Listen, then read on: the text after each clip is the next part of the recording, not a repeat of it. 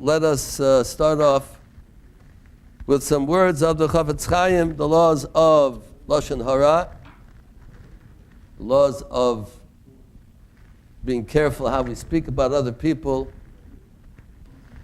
And the Chafetz Chaim says, beginning of chapter 5, that just like it is forbidden to speak badly about somebody else pertaining to laws between man and God, the same thing pertains to speaking badly about somebody who does not act favorably towards man and man.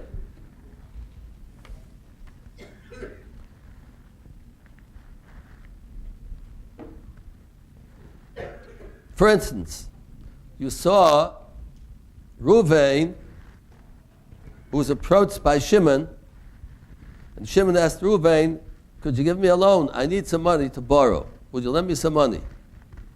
And Reuven, we know, has the money. He's not a poor man. And he spends money very easily, lavishly. He has plenty of money. And he says to Shimon, no, I don't feel like lending you the money. No good reason. It's just like he's not a nice guy. He's not a benevolent. He's not kind. And there's no excuse. You're not permitted to go and tell somebody else, that Reuven, such a stingy guy. He asked him for a loan. Shimon, he wouldn't lend him the money. That is pure, simple, plain Lashon Hara. It might be true. It is true. But, as we know, Lashon Hara is even things that are true. Certainly, let's say the person himself, Shimon, to go and say, you know what, Reuven, I asked him for a loan, he wouldn't give me a loan. He for sure is not allowed to go and tell other people.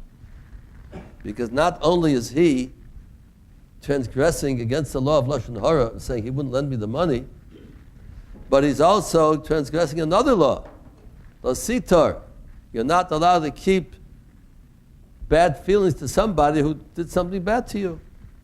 He didn't really do anything bad over here, by the way. He didn't do anything bad. He didn't do anything bad to him. He just didn't do good to him. He didn't damage him in any way. He just said, I won't lend you the money. He didn't do anything bad to him. So Shimon now goes tells people that he wouldn't lend me the money. So he is going against the law of Lashon Hara. Also, he is getting out his anger, his bad feelings. I'll get him back. I'll tell people what a bad guy he is. That's really bad. So the bottom line is that if we see somebody doing something bad, he did something bad to us, somebody else, it's forbidden to go and tell other people about him. Just have to keep quiet. The best thing would be maybe to try to judge him favorably. Maybe there's something that we don't know about. Looks like he has a lot of money. You don't really know. A lot of people live very richly because they used to live richly. And they're ashamed for people to know they lost their money. A lot of people in this recession that we're in now, in that situation. A lot of people that were very wealthy in real estate and things like that, they lost their money and they are very embarrassed for people to know that they have a different lifestyle. And they're very hard up. And they're hard up financially and socially. All of a sudden they have to live a different social life, which is very difficult for them. So we never know really who really has money, who doesn't have money. Some people don't have it, but they want to keep up the same reputation that they have to look like they have money, but they really don't. But anyway, that is something that's forbidden. Not only that, but even to talk about somebody who is not naturally gifted with certain character traits or certain good things that other people have. For instance, he gives an example. Somebody's not so smart. He doesn't have a high IQ. Maybe he's average, below average. We're allowed to go tell people, that guy,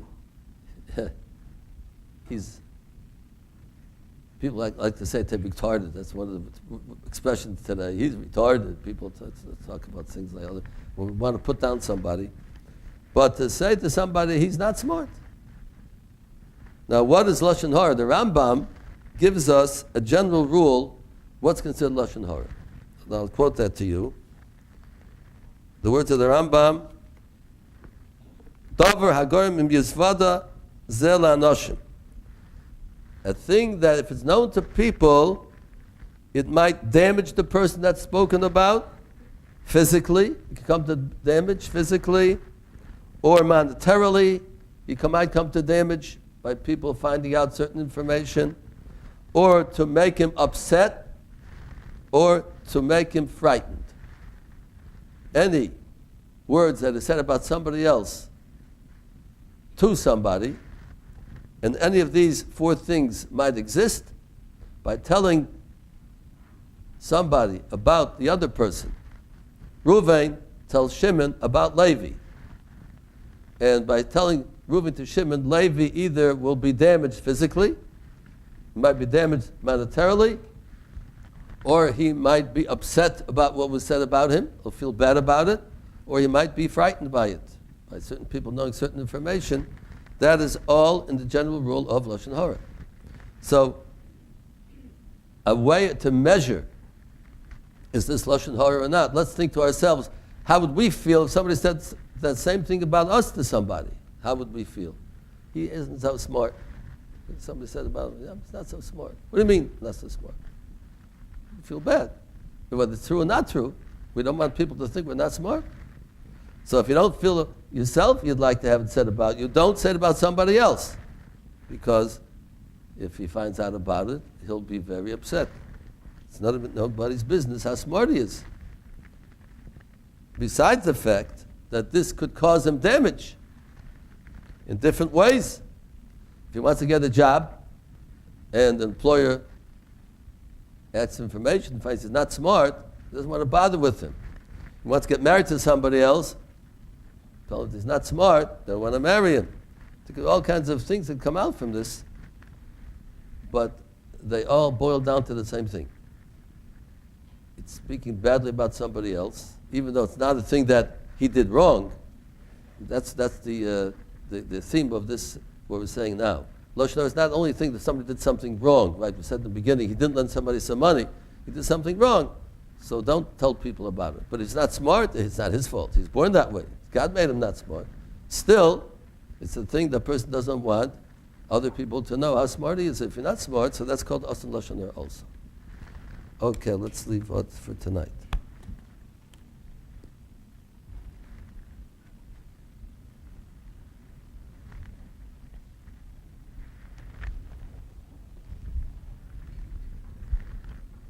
It's a possible way to get a chumash. We used to have a chumash here all the time, and now it's taken away every week.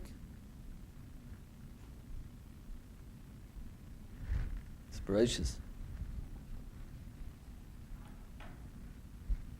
Oh, this is the one. This is the one I like. Thank you. Turn to the back. Oh, good. Shkoyach. Thank you.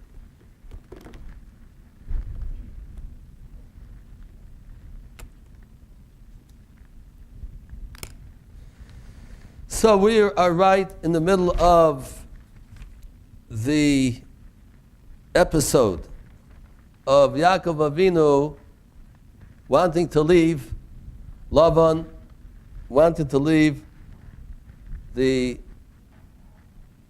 Golus that he's in, and go back home, go back to the Holy Land of Israel. And Lavan is trying to keep him there because he says, I got a big blessing because you're here. Stay, don't leave. And he makes a deal with him, because Yaakov says he has to earn his livelihood. He has a family. He already has 11 sons and one daughter. Time to leave and to make his fortune and make a livelihood. So Lavan makes a deal with him about the spotted sheep, right? He says to him, we'll separate. Yaakov had a plan.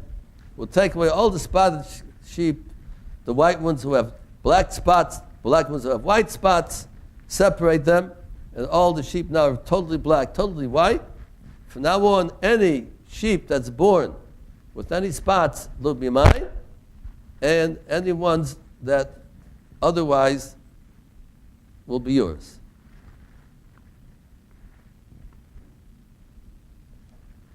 So the chances were not very good for spotted sheep to be born, because he took away all the male sheep that were all the male and female, so they didn't have any of the parents of the sheep that are that type that's spotted. So when they breed together, they shouldn't be spotted. So Lavan was very happy with this idea, and Yaakov Avinu then made a whole, what you call it, an idea that he had. They took the sticks and made them spots on them, and when they became breeded together, the male and females, they were watching those sticks that were spotted, and therefore when they became pregnant, they gave birth to spotted sheep. So he said, is that a natural thing, a supernatural thing? So it is a natural thing to a certain extent. And we said that why did Yaakov Avinu do this thing? It seems that it's not so honest to go and make this type of a plan to be able, he was telling Lavan that any sheep that are born spotted will be mine, otherwise they'll be yours. Now he goes and finds a way how to get the sheep to be spotted by making spots on the sticks, and the animals watching them the time that they're breeding, and that causes the sheep to be born and the goats to be spotted. So we have to understand, that's what we're up to right now. So on our glossary sheet, we have over here Hanoisaurus. Now this is referring to that when Lavan, we have to concentrate on this, when Lavan took away the spotted sheep, he was supposed to leave all the healthy ones without spots for the Yaakov to have. But what did he do? He left him Hanoisaurus, the pasuk says, the ones that were Shirayim, the leftovers. And Rashi tells us, here we are, Rashi tells us Hanoisaurus, Cholos Ba'akoros. Not only did he take away all the spotted sheep, he took away all the healthy ones, all the ones who could have offspring, and left Yaakov with all the sick ones and the barren ones. You take care of that. And now from those who come out, from those, anything spotted, that you can keep for yourself. So here Lavan was already up to his tricks already, the great swindler, that he already didn't keep the deal already, because he was supposed to keep all the healthy ones and the good ones that are not spotted. But at least the healthy, they're able to have offspring. And he took all the good ones away. He said, you take care of these, thinking that Yaakov is not going to get anything from it. Almost everything. So, Yaakov Avinu is sort of in a bad situation. Not fair. He's not treating right. He's swindling him. He's fooling him, like he always did through the whole years that he lived by him.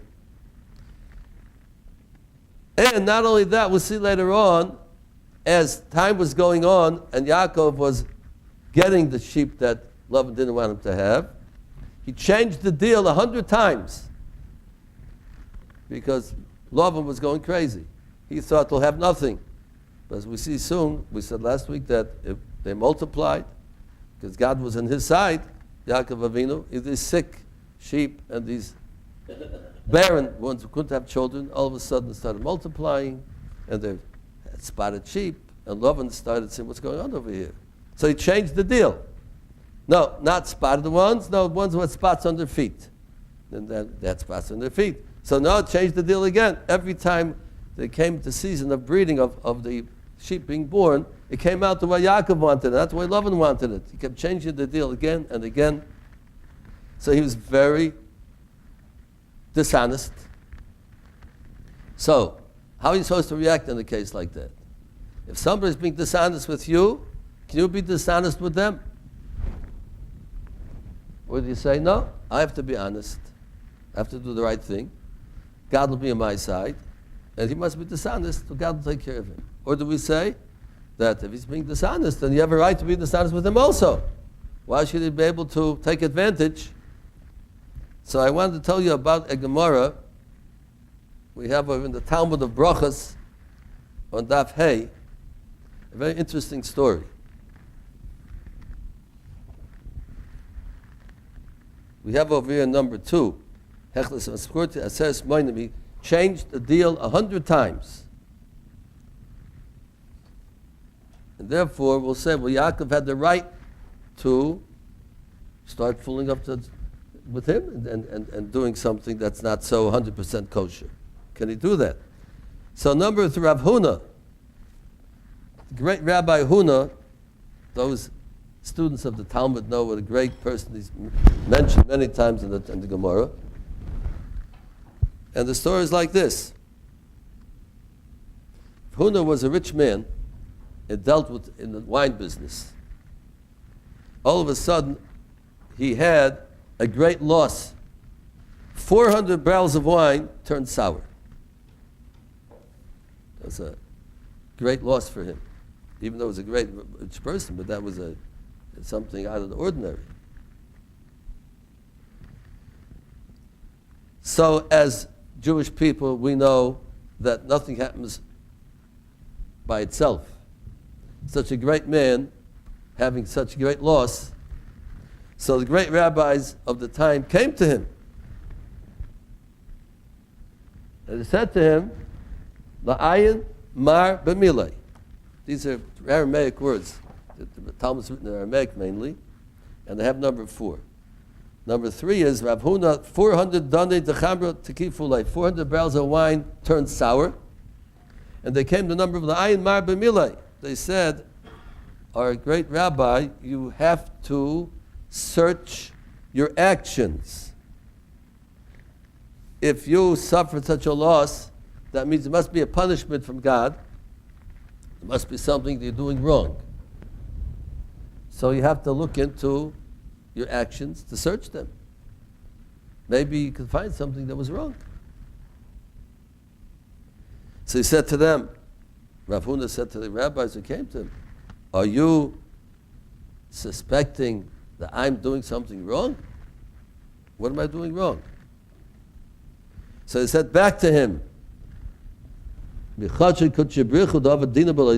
God suspect in our eyes that he gives a punishment without a reason? You're saying you don't know anything you did wrong. So what God did wrong? If he gave a punishment of such a great loss, he doesn't know anything wrong. There must be something wrong. So he said to them, I don't know anything I did wrong. He searched himself from morning to night, from Sunday through Shabbos. Everything he does right. He gets up in the morning, he prays to God, he davens, he learns Torah, he does kind acts to everybody. He searched himself from head to toe, from day to night. Couldn't find anything wrong. Maybe you heard something about me. Tell me. That's a great man. He goes, leave me alone, I'm okay, there's no problem. You're right, must be a problem. I don't know the problem. Maybe you can tell me. Help me out. I think of what's quoted to you. King David says in Psalms, when bad people stand up against me, my enemies stand up against me, my ears listen to what they say. Most people don't want to hear what the enemies say. It doesn't faze them, they don't care. But he wanted to hear what even his enemies. I listen, maybe they'll say something that makes sense. Maybe I can better myself. King David, the great King David, even from his enemies, he was anxious to hear what they're saying about him, criticizing him, because maybe there's something right what they're saying. I'll become a better person because of what they'll tell me. So he said to them, I can't find anything wrong with myself. Maybe you heard something wrong about me. Tell me. They said, yes, there's something we found out that you're doing wrong, and you have to fix it up. What is that? Because since he was in the wine business, that means he had many vineyards that he owned, that he picked the grapes, and he made his own wine. That's what he used to sell to the public. The wine business and the growing of grapes business, he started from the very beginning of planting the grapes and picking them and making the wine, selling the wine. So he had people working for him. So the law is, the person, we're not getting too involved in the halachic aspect over here, but when a person has a worker for him who is working the field and working the vines, the grapevines, when it comes to the cutting of the grapes, they cut some of the branches off also. The bad branches, the ones that are old and not producing grapes anymore, they cut off the clusters of grapes and the twigs and sticks of the vine that are not useful anymore. And those twigs that are cut off is used for firewood. They're already dried up, they're brittle, and not fresh anymore, so you can use it for firewood. So the one who cuts down those twigs is entitled to get a portion of those twigs. And you're not giving it to him. And that's the problem. Because the law is that you have to give your worker part. That was the customary thing to do in those times. The worker cuts down, besides getting his paid, he also gets partial portion of those twigs for firewood. And they said to him, we heard that you're not giving it to him. So he said to them, you're right. But do you know how much he steals from me? You know how much he steals from my vineyard and everything I have? He's a ganav. He steals from me. So therefore, I don't feel obligated to give this to him. Because if he'd be honest with me, I'd be honest with him.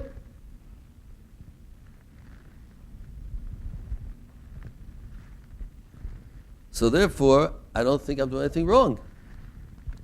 They said to him, Amr Inche, people say an expression, which we have down here on our glossary sheet, Bosig Ganav Gonov V'Tamatoyim. Those are the words, are Aramaic words. If you steal after somebody who steals, you're also tasting the taste of stealing. He's stealing, but you don't go and steal from him. You want to take him to court and say he's stealing? Take him to court. Do what you have to do. But don't steal from him. That you're not supposed to do. You have to give what you have to give him. If he's taking something from you they shouldn't be taking, so then you have to deal with it. But don't steal from him. So what do we see from here? We see from here that you could have somebody who's a ganav, who's a thief, but you don't steal from him. You have to do the right thing. You have to live like an honest person and don't take something that's not yours. He's taking from you, so take him to court, make him pay back, whatever it is, but don't get involved in the same thing that he's involved with. He's pulling you down by getting you to do petty kind of stealing in order to get back what he's taking from you. So according to that, that's the story in the Gemara. And after that, what happened? He said, okay, from now on, I'll make sure to give him what's coming to him. And what happened after that? The two opinions in the Gemara, what happened after that? One opinion is that the wine became good again as soon as they took upon himself to do the right thing. So God took away the punishment and his wine went back to good wine again. And some say what happened was it stayed vinegar, it stayed sour, but the price of vinegar skyrocketed the price of wine, of good wine. That's two opinions in the Gemara what happened. But my point is, from this Gemara we see that even somebody might be dishonest, but that doesn't give you the right to be dishonest with them. So therefore, we'll come back to the question. Okay, granted, Laban was dishonest. He took away all the good sheep and left them with the sick ones and the barren ones, which was wrong. He had no right to do that. He changed the deal that they made 100 times, which is wrong. A deal's a deal. We keep saying you can't keep changing it all the time. But still, you're Yaakov Avinu. you're the ish emes. We know Yaakov is called the man of truth. You can't go ahead and get him back by doing some actions that are questionable and getting your money back from him in a way which is not considered 100% honest and truthful. The answer is that Yaakov Avinu did not do anything that was dishonest. What happened over here was that he did one action, he left the rest of it up to Hashem, up to God.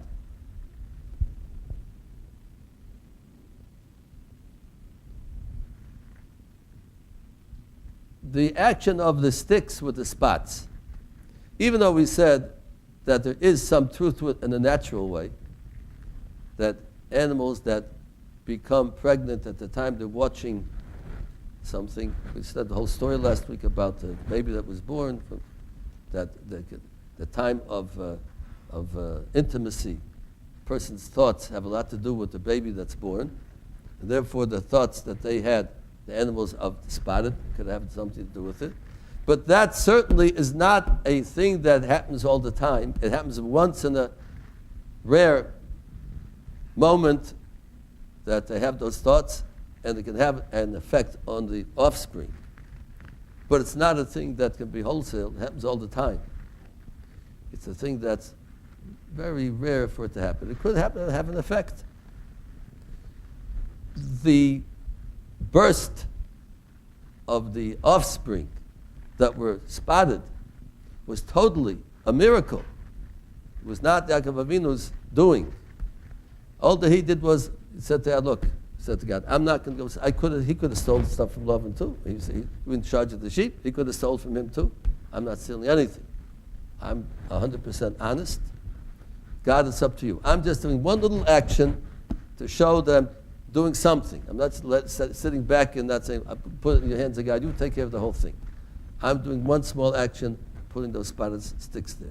That's nowhere going to get me in a natural way to get all the sheep back that he owes me, that I'm supposed to get. It's not going to work. But I'm leaving it up to you. And it was a miracle that God did it for him, just like we found Rav Huna. He was honest. He did what he was supposed to do, so God took care of him. The same way Yaakov Avinu, he was honest. He was, we'll see later on, even more details how honest he was. And therefore, he put it in the hands of God, and God took care of him. He made a burst of offspring from the sick, barren animals, all of a sudden giving birth again and again, and their offspring, it was a unnatural burst of a multitude of animals being born that was supernatural. Not only that, in number 7, we'll see later, Yaakov Avinu saw Bachaloim, he had a dream, we'll see later the details of his dream, but in the dream he saw that God was taking the animals from the herd of Lavan, which were the spotted ones he took away from him, and brought them to his herd, and they breeded with Yaakov's unspotted animals, and the offspring came out spotted because the male sheep from the herd and the flock of Lavan that he took away from Yaakov, angels brought them back into his herd, into his flock, and they breeded spotted sheep. So it was all min hashamayim. It was all from heaven that this was happening. It wasn't Yaakov. Yaakov didn't do anything. He just made one small action at that time to show that he is doing something. We don't want to rely on God. I sit back and do everything. I have to do something to show that I am concerned and I want to do what I can do, but I'm not going to do the wrong thing. I'll leave it up to God to take care of me. So this is what we're talking about. The Yaakov Avinu, he was a very honest, a very special, pious person, naturally, from the Avos, from the greatest of the world. He wouldn't steal from anybody.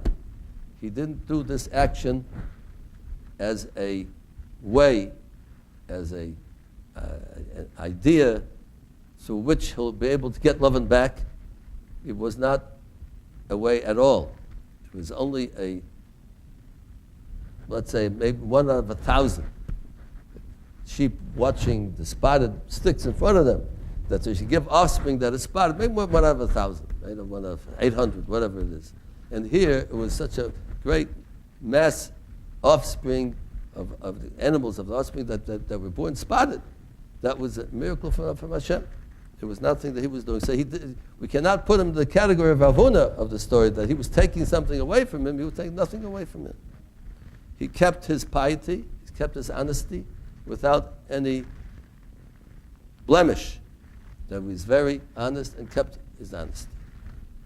So this is something we have to learn by ourselves, that we're dealing with people that are dishonest. We have the tendency to get him back. If he's dishonest, I can be dishonest. And that's not the way we should be. We have to keep our greatness, our honesty, our correct way of life, and not fall into a trap. People are doing it, so therefore I have to do the same thing back to them, which we have the tendency to do. That, well, if he's not acting right, so I don't have to act back to him either.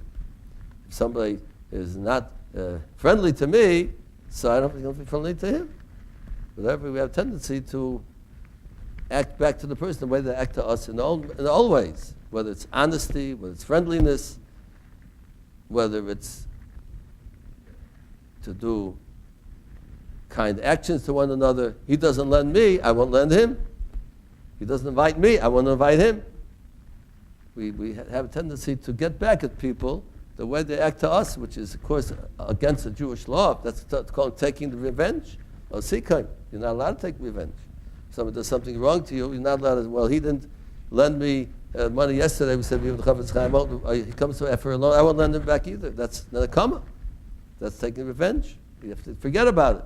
He didn't lend you, but I have to lend him. I have to be a mensch. I have to be just as good, as pious, as if he did lend me or didn't lend me. It's no difference. I have to be the person that God created, the purpose God created me for. I'm supposed to be a person that's honest, that's benevolent, that's friendly, and I cannot be affected by anybody else who is not being honest, not being friendly, and not being benevolent. That's what we're learning from over here. We have to treat the swindlers, naturally we don't want to be taken advantage of, but if we are being taken advantage of, not to get back and say, well, I'm not going to let that happen with them. I'm going to make sure. No, you keep your honesty. God will take care of him. Just like he took care of Yaakov Avinu, just like he took care of Rav Huna, he'll take care of us also. Maybe we won't see it in such an open way, open miracles, but God will make hidden miracles. Things will happen. We'll be able to, whatever we lose, God will make sure that we get it back.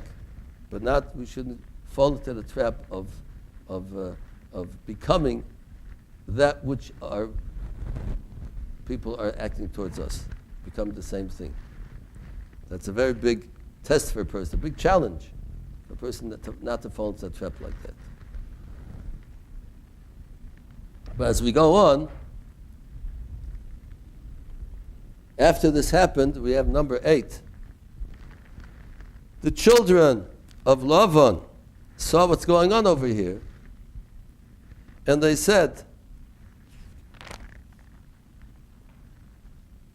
Kol asher Avinu. Yaakov took everything that her father had. They saw how much he was expanding his riches. He was getting all this cattle, all these sheep that Hashem gave him that were spotted. The miracle happened. So what did they say? They couldn't stand it. He took everything from our father. Isn't that what happens in all the countries the Jewish people go into exile, into Golus? The non-Jewish people say, the Jews are taking everything. Isn't that the people before they make all the different decrees against the Jews? The Jews, they're taking everything. They have all the rich guys, and they take everything from us, and we're the poor people. because the Jewish people happen to be very bright, and they're very sober, and they're very on the ball, and they're very active, and they're very industrious, and they're not lazy. That's the Jewish people in all the countries they went to. All the kings took them to be their advisors, economically mainly, to run the country economically or in other ways, because they always realized on the Jewish people, they can rely on them, because they're very straightforward, and they're very clever, and what they do, smart, how to run a country. But then they get the blame. Oh, the Jews, they do this, they do that. You know, we hear it today also. All the rich people. That's what's exactly happening over here. Yaakov was in Golus. He was in diaspora. He was out of the land of Israel in the exile of the country of Lavan. And now they're saying, look at that. He's taking everything from our father. And Yaakov saw the face of Lavan is not the same as it was before. Number 9. The face of Lavan was not as friendly towards him as he was previously. Lavan was all upset. He finally got his match over here. He's the guy who's the swindler, and he always gets what he wants, and he's always able to fool people, and all of a sudden he sees it's not working, because now his match is God. He's not matching people, not God's his match. So therefore he can't stand up, he can't fool God. So God's making this happen to Yaakov. Is getting all these cattle and all these riches, and he's buying, getting people to work for him. He couldn't stomach it. It was just upsetting to him. Why can't you stop? What do you care? Let him also live. Let him also have riches. Let him also be rich.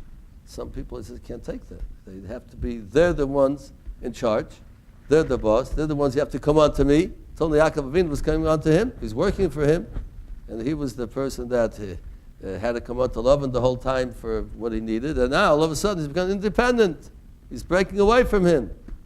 Now he's his own riches. And Lavan can't take that. I'm not the man in charge anymore. I just doesn't have to come on to me anymore.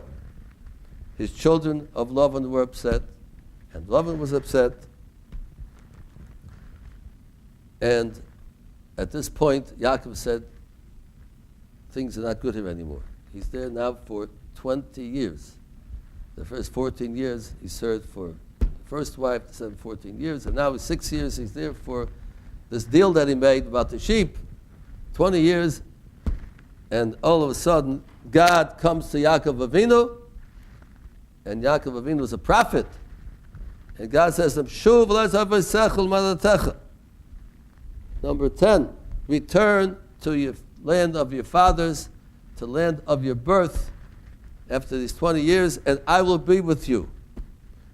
Not here. I won't be with you over here anymore. Here you have to leave, because you're in the house of a Russia. A house of a wicked man, and I can't be together with you. Not in the house of a Russian. Leave. You have to leave. You have to go. Well, Yaakov knew it's not going to be easy. Lavan's not going to let him go. He wanted to leave 6 years ago. If you remember, he told Lavan, I have to leave. After 14 years, I have to leave. And Lavan said, no, you can't leave.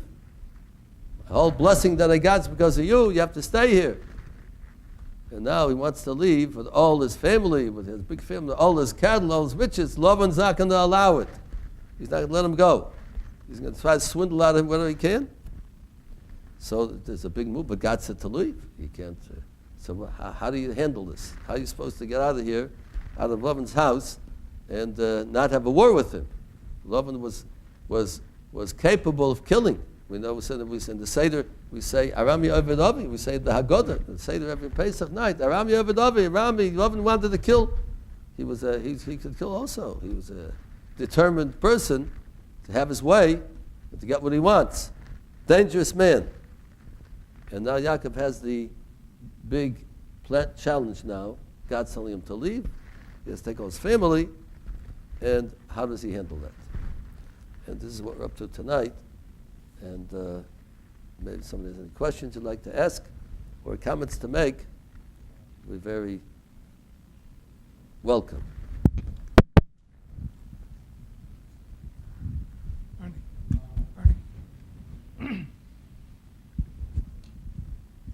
When we talk about Yaakov not leaving Lavan's household because it might be interpreted as getting even, but don't we have an obligation to ourselves to protect ourselves against the swindler? I don't want to do business with somebody who has a reputation of being a swindler. Is that getting even by taking my business elsewhere? Oh no! Well, we're going to see now. He thought in the beginning of this deal that they made that Lavan is going to be honest with him now. He fooled him a few times already, but now they made a new deal, and he sees that Lavan wants him to stay very much. He thought maybe Lavan will be honest, but he wasn't, and now it's time to leave. He didn't want to stay any longer. He doesn't want to stay any longer. He wants to leave. He saw that it's not working. God's being on his side. God's protecting him. He's taking care of his livelihood, and he's giving a big abundance of blessings. But he's ready to leave, and God told him to leave. He wanted to leave a long time ago, but he thought Lavan finally being a mensch and being honest with this deal that they made with the spotted sheep. But then he saw Lavan right away. He's back to his tactics again, and he's ready to leave. Doesn't want to be with him anymore. God's telling him, you can't stay here any longer. The man's no good. You can't help him out. You can't change him. You have to leave. And we have to know just how he went about leaving and what happened afterwards. It wasn't a simple thing. Lavan didn't take it sitting down, as we'll see. But naturally, you're right. You have swindlers, get away from him. Leave. But sometimes you give him a chance.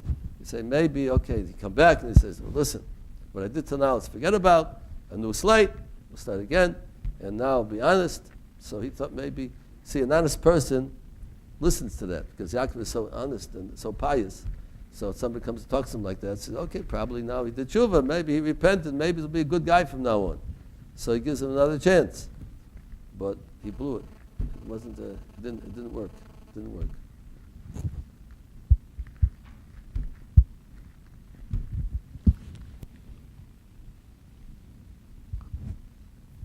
Rabbi, this question is coming up because of, just coming up. You see that Laban was such a horrible, wicked man, and yet he has wonderful daughters, and from the daughters he has wonderful grandchildren, also from. So it's possible that from somebody who doesn't have such a good background, you can you can overcome the background of your parents or your grandparents. So why is it that when you go to make a shidduch, you always ask for the parents' backgrounds? Why can't the person be judged on their own merits? That's a great question. And let me talk about that a little bit. Exactly what I think we spoke about a long time ago.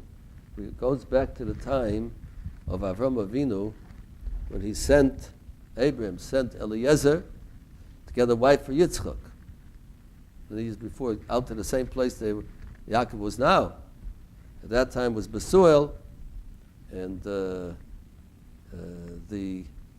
father of Lavan, and father of Rivka, the generation before. Now we're talking about the generation afterwards when Yaakov came.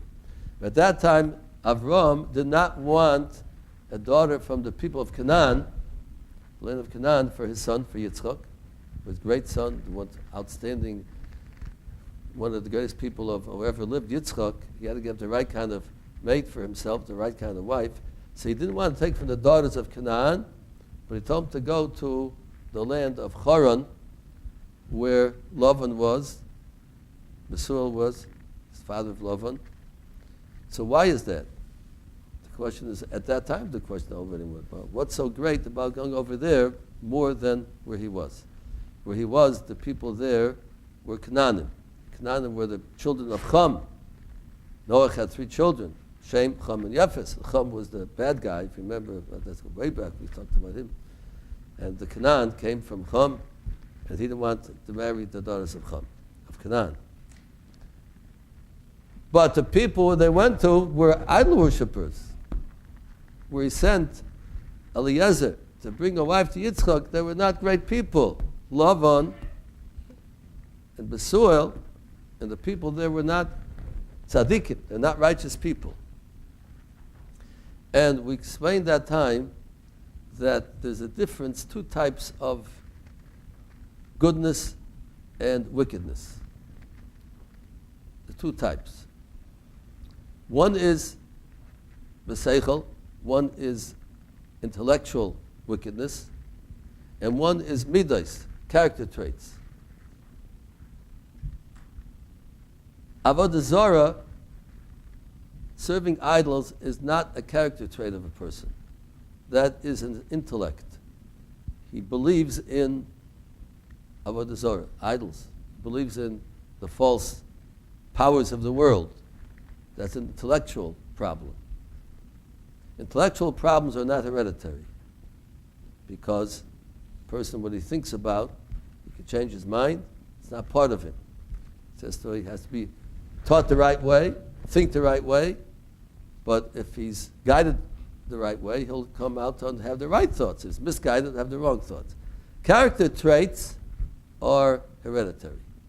That is part of a person's nefesh, part of a person's being, his essence, are character traits. Character traits means a person is benevolent, or he's stingy, he's arrogant, or he's humble. Midos, we call them. Is he lazy? Is he fastidious? These are different character traits of a person. Character traits are hereditary. So, the people of Canaan who came from Chum had a bad character traits in him. The people of where Yaakov went now and Rivka came from, they were idol worshippers, but idol worship is not hereditary. But they came from the children of Shem, Cham, and Yafis. And Shem was the great person who had great personality, great character traits. And therefore, even though they were not tzaddikim, even though they were a person who was a swindler, is not necessarily a person of bad character traits. He wants to have a lot of money, whatever it is, but the midas of the people of that place were considered good midas, even though they had bad ideas. The people of Canaan were bad midas, even though they had good ideas.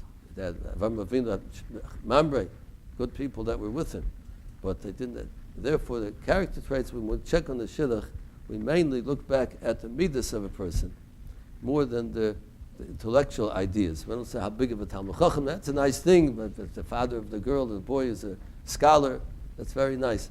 But people who in the know look more for the midas than for their chachma, than their intellectual capacity and how much they're intellectually knowledgeable. But look for the midas. Is the girl, is she a balas midas? Is she kind? Is she giving? Is the boy a boy that's caring, that cares about people, that he's on the ball, he's quick, he's not lazy? These are the main things we check when we're looking into a shidduch. And we want to get the midas because that's going to have an effect on the offspring afterwards. So that's really what the great commentaries explain to us. It's not my own words. This is the words of the great rabbis.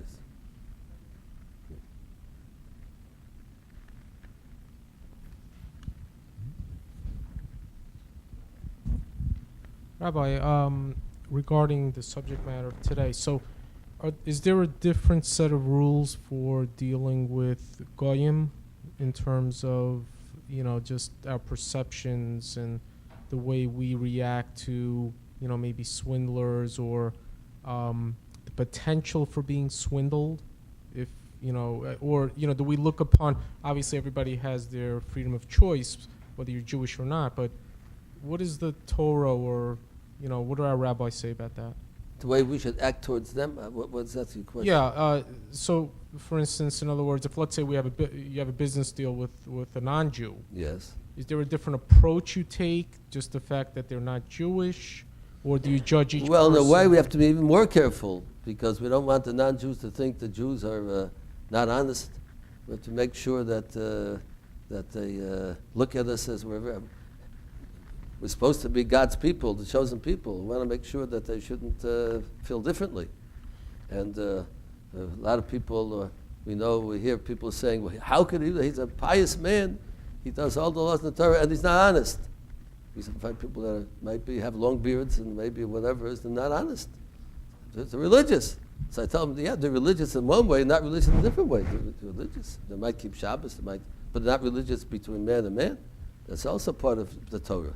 So you can be religious in one way, you can be religious man and man, and not religious keeping the laws of the Torah between man and God. So the both are missing. You have to be religious in all ways between man and man and God. And this is we have to make a Kiddush Hashem. If you remember Mr. Reichman from Toronto, the great, he had such a great, he lost a lot of his money next to that time. He built Battery Park. He was he was building in Japan. That's who he lost the money at that time. But he made a Kiddush Hashem. Everybody knew that he shakes your hand. That's it. Paul Reichman makes a deal. 100%. Don't need any contracts, don't need lawyers. A shaking of the hand. They knew the $1 billion deal. He's going to keep it. When he built Battery Park, there was no working on Shabbos. There was no working on the holidays. He made all contracts before. He was he's still living in Toronto. He's not so well, but he's a very, very great man. But he made a Kiddush Hashem. That's what we're talking about. The Jewish person, your word is a word. You don't need any lawyers and contracts. What about the way that we look at the non-Jew? In other words, non-Jew sits at a table across you. You're talking business, versus the way, let's say, a Jew would be sitting across you. Is there a way that we would maybe sort of tailor our behavior a little differently, whether they, depending on the fact whether they're Jewish or not Jewish, or do we just basically we just act exactly the way the Torah is telling us, regardless of whether they're Jewish or not Jewish? We have to be 100% honest, whoever Jew or non-Jew. We have to be honest, deal, and keep our word, and do the right thing. So if that's going to, you might make some Jewish words in. If he's a Jewish guy, not it doesn't understand. But as far as the business is concerned angle, you have to be honest with the non-Jews. Right, but there seems in the Jewish community there seems to be this perception that well he's a Yid, so it's probably easier to deal with him versus the guy that maybe isn't Jewish. And, if it's a fact, it's a fact. Sometimes you understand each other more. The Jew with the Jew, you're more hamish with, you're more able to talk easily with. It depends. Some non-Jews are very easygoing people also, very friendly with Jews. Does the Torah say that you can trust a non-Jew in business? It's up to the individual. You have to know who you're dealing with. If you to trust him, why? You have to get a done Bradstreet report on him if he's trustworthy or not. You have to see just automatically trust him. You can't trust a Jew automatically either. You have to find out who he is. Kabdeo v'chashdeo is called a expression in the Gemara. Honor him, but suspect him. You can honor after a person who's honor him, but you have to suspect. You have to check on him and make sure. Thank you. The story in the Gemara about that there was a person came to the house of a Jewish person, another Jewish person. He didn't know who he was, and he wanted to sleep overnight in his house, but he didn't know who he was. Maybe he was a righteous person. Maybe he's a thief. He doesn't know who he is. But you can't refuse a Jewish person. He wants to sleep in your house. He needs a place to sleep. So he put him upstairs in the second floor. But then you used to have ladders at those times. So they didn't have stairwells. They had this ladder. So they took the ladder away in case in the middle of the night he's going to come to steal the house. So that's what happened. In the middle of the night, the guy's crashing down. He wanted to go and rob the house. He didn't realize they took the ladder away. So he came crashing down because he was going to come to steal the house. So that's what gets stuff in the house. So kabdeu, honor him, give him a bed to sleep, give him a good meal, but you have to suspect. You can't be naive and think, well, there's no problem. You never know who he is, so you have to be careful what you're doing. That's right. Yes. Did you call Jacob a man of truth? Yes, he's known for that. But then, Ish emes. Tita emes al Yaakov. But didn't he start this journey with deception? Which journey from Esau? Well, yeah, with the Esau, with stealing the birthright. Well, we spoke about that at that time, discussing that matter. But this was a commandment from his mother. He didn't want to do it, but Rivka's mother told him, you must do it. And Rivka, who had prophecy from God, she told him, this is what God wants, and you have to do it. It was against his grain. It was against what Yaakov wanted to do. But he did it because his mother told him, who's the great Rivka, the great matriarch, the great prophetess, and she told him that this is what God wants him to do.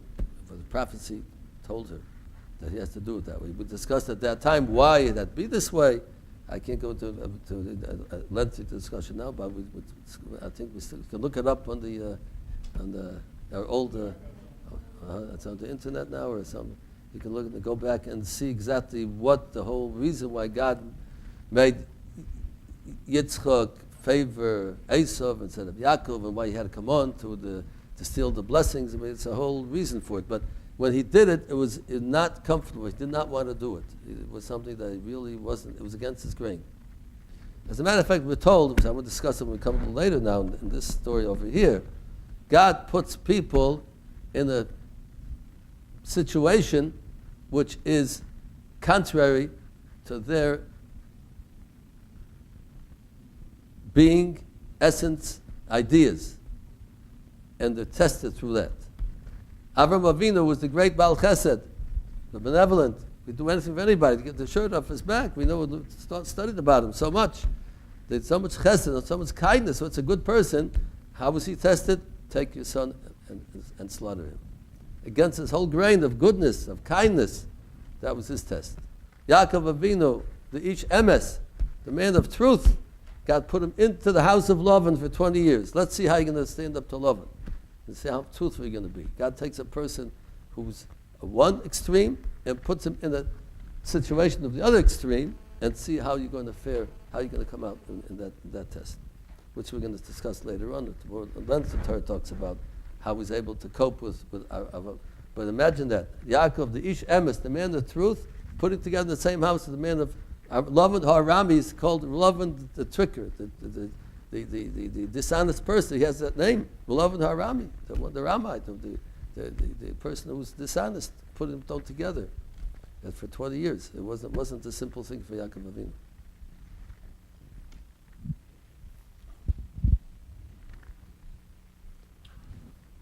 Are you allowed to warn another Yid about a swindler, or is it Lashon Hara? Well, we discussed that before, that you certainly are allowed, you're not only allowed to, but you're obligated to. Lashon Hara is only if there's no purpose for it. If there's a purpose for it, so then you are obligated to warn the person, don't become in business, a partner with that person, don't do business with that person, because he's not honest. Even if it didn't happen to you and you just heard it from somebody? Well, you have to know its effect. You can't just because somebody said, some Lashon Hara about him. No, you have to back it up with some information, with real true information of that. You checked on the person. We said that you're not allowed to believe it. That's the hard part. You're not allowed to believe it. You're allowed to say, well, they're talking about him that way. I never saw it myself. I can't know for sure. But I'm allowed to suspect him, and I'm not obligated to do business with him. I'm allowed to accept it to that point. But to say for sure that it's true, if I didn't see it, I can't know for sure it's true. But the Gemara says, "Lachush mi boy." That's the words of the Gemara. You have to suspect that maybe it's true, and therefore you can keep away from the person, whether to make a marriage with the person or make a partner with the person, partnership. This Do you make it known to everybody? What? Do you make it known to everybody? No. You don't make Just to the person that's going to the do people that have to do with them. You don't go around too much about people. Right. But somebody who it has it's the purpose for it, then you're obligated to tell the person what you know. You have to have a very strong basis for what you're saying. It has to be kept very quiet. Just to the person, they're not allowed to tell other people that don't have dealings with the person. You're not allowed to say anything bad about them. Only somebody who's actually dealing with them, they want to go in business with them, or they want to get some kind of deal, or they want to go to make a marriage in the family. It has to be something that has to do with them. Otherwise, it has to be kept very quiet. Yes. So, sort of about Lashon Hara, what happens when you have to, evaluate employees? Are you allowed to say the real truth about what you think of them? If you asked about somebody for Right. No, for yeah. recommendation, It's going to move on. It's going to move on to other people. Like you said before, they're retarded. So what if you think somebody's a little retarded, and to that effect? Well, if it's going to affect the job that they're trying to get, so then you have to tell the employer that this person is not on the ball, he's not too smart. So you really say the MS. You say the truth, exactly but what's But doing. the person's going to manage a warehouse or stock the shelves. You don't have to have a person who's the world's chacham, the wise person to take care of it. If you need somebody who's a math teacher, and so he has to have a head for math. So if he doesn't have a head for math, you're allowed to tell him he doesn't have a head for math. But if he's going to, like I say, he's going to stock he's stock boy, so he doesn't have to be a math genius. So no purpose of saying, well, he doesn't know math. What's the difference? He doesn't have a good head.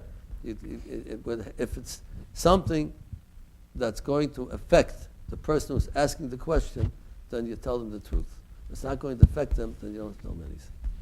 And you tell them the least amount possible. You don't have to not exaggerate, not allowed to exaggerate anything. Just what you know is about the person, but nothing, not a drop more. Yes. Rabbi, I'm going back to Yaakov Avinu. Yes. Good man to go back to, yeah. He was already 14 years with Lavan. He knew Lavan. 20 years already, yeah. Yeah, but At I'm this saying point. after 14 years, Yeah. he still gave him such a long chance. Another 6 years, it's too much. No, but he could, he could live Don't like... forget, that was his father-in-law. That was I his know, father-in-law. especially because of that. And there's two daughters that he married. A person has to respect his father-in-law, don't forget. He just can't throw him away. So he's coming to him like, so we're doing tshuva, let's make a good deal. Now I'll treat you good, and everything will be fine, and so on. So the world says a world, say in Yiddish, but in English they say, in every father-in-law there's something, a bit of lovin'. Every son-in-law is not a bit of Yaakov, though. Oh, yeah. Every father-in-law is a little bit of love in every father-in-law. But every son-in-law, not necessarily Yaakov part of it. Usually they say about the Schwiger jokes, about mother-in-law jokes. This is a father-in-law joke. So. Yes. Yes. When it comes to the question of a swindler that is trying to swindle you, Yes. why is it forbidden for you to try to outsmart him, since you're supposed to be smarter as a Jew, and try to swindle them back? That exactly is the point. Not allowed to get swindled. You're smart as a Jew. You use your smartness to study Torah, and use smartness to help people, but not to swindle back. Exactly what we're saying. Don't fall into that trap. Exactly what we're saying. We don't want. God puts a person in the situation where a person has the desire and the urge to get the person back and to act like they're acting. And we say that's exactly what we don't want to do. But if you're already in that situation, you're supposed to do nothing, then that's like when the Jews were taking into the camps and they didn't do nothing. Oh, They say, please don't say that. When I hear No, that, I but get so upset. it's I'm so not upset to hear that. defending So yourself. upset to hear that. People say that. But They it's don't know not what we're talking defending about. yourself. They have guns at their head. They say, why did you let them take into the camp for? Why you should have fought back? You should have done something. Those people are absolutely don't know what they're talking about. They're talking about they should have fought back. Here they're coming with the soldiers, with all their arms and everything. The Jews should have fought back. I mean, it's so silly what the people talk about. That's something that's a very sensitive spot by me to talk about that the Jews should have fought back. I'd like to see anybody walking Chas v'Shalom, come with guns over here and say, everybody stand up. When do you want to fight back? When are you going to fight back? Fight back. What kind of fight back? It's so ridiculous what they're talking about. But what you're saying, the point is what we're talking about, that you can defend yourself, but don't do it in a non-honest way, dishonest way. You're allowed to take the person to court. You're allowed to take not take advantage of you. Don't let them come and take what you have. But if you're dealing dishonestly, you have to do it in an honest way, not to be dishonest and learn from him and become a bad person like he is. That's what you have to be careful not to do. Can I just add something to what Rabbi Mintz just said? That Allied prisoners of war who were trained soldiers didn't rise up in rebellion either. And they were trained soldiers. They were trained to fight. And we don't find them rising up to rebel. So let's not talk about people who had spiritual heroism and kept mitzvahs there right under the eyes, the Nazis' noses, which was a far more than most Allied prisoners of war ever did. So I will say that in response. Yeah. We have to really elaborate on it sometime and bring out all the points that you're saying, how the acts of heroism that they had in the camps. Not for now. Yeah. Any other questions here? Okay, quick question. Somebody has Rabbi Mintz said earlier that people, that many midos are hereditary. We look for midos, we're looking for shidduch. How about if somebody's parents are stingy, nasty people? Does that mean that they will be stingy and nasty and they have no hope? The offspring, you mean? No. The offspring, the children, yes. Well, we have to not only look back at the last generation, but there are many generations before them.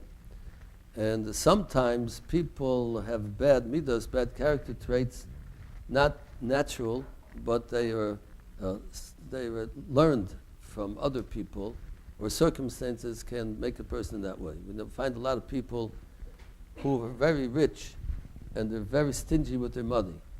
And we go back to find out that their parents are very poor, and the parents were very careful with their money, and they always buy bargains, and they go around a few blocks to save a few pennies because they're very poor. They had to do that. The children brought up in such an atmosphere became stingy because not that their natural midas are that way. The natural midas of a Jewish person is not to be stingy, is to be benevolent and easygoing with money. But sometimes a person can become that way because of circumstances, or because he's living with somebody who acts that way, and therefore they become that way. So that is not called an inborn stinginess. That's called, it was learned from circumstances. So therefore, it's not necessarily so that the children have to be, offspring have to be stingy also. It's possible that there is such a thing, but it's not necessarily so. You look back at the grandparents, the great-grandparents, you see that they were not that way. If it's a tradition of the family to be that way for a few generations, then it's a problem. But one generation, you can skip. I just also want to point out that the Jews did, in instances, stand up to the Nazis. There was the Warsaw Ghetto, where the Jews stood up against immeasurable odds against them. They blew up some of the ovens in Auschwitz, and they also killed many Nazis in Sobibor and escaped from Sobibor. What you said, Rabbi Mintz, is absolutely right. There's no case in history, whether they were the Russians or whether it was the British or Americans, ever revolted against the Nazis when they were in a prison camp. Never. Okay, very good. Thank you very much. There's so many stories like that. When they're able to, they were very brave, and they certainly stood up to great odds against them. Yes. Any other questions? Or comments. That was a good comment. Or comments? Yes, no? Okay, everybody please sign in if you haven't signed in yet. And also, let me remind you again, I'm going with our chevra. I'm sorry, Rabbi Mintz, I can change your mind yet to come with us. They need you next week, mate, to speak here. We're going with a contingency of Oorah, having a Shabbaton for all our girls and boys that are there, that are attending yeshivas and seminaries. Absolutely. And but you have to speak if you come. You have to be a speaker. You have to speak. Okay. And we're going for this Shabbaton. We're going to Tveria. We're going to be in Tveria for Shabbos. We have one hotel for the girls, one hotel for the boys, and we hope to be a very nice Shabbos. Yeah, they're close to each other. So we'll go back and forth. Should you already give Rabbi Mintz their... so I want to say, so anybody who would like to leave a zettel, a kvittel, a prayer, we're going to the kotel, and we will say the prayers by the kotel. If anybody who deposits their prayers in this little envelope over here, put your name on it, anything that feels, if it's private, so we won't read it, put private. If it's not private, so we'll say the prayers by the kotel, and you're welcome to put over here, and we'll say. So have a very good evening, and see you in 2 weeks in Mirz Hashem. Well, Mashiach will come, you will all come to Eretz Yisrael, but otherwise you'll have a great speaker next week, Rabbi Bitterman or Rabbi Solomon, somebody good's going to speak.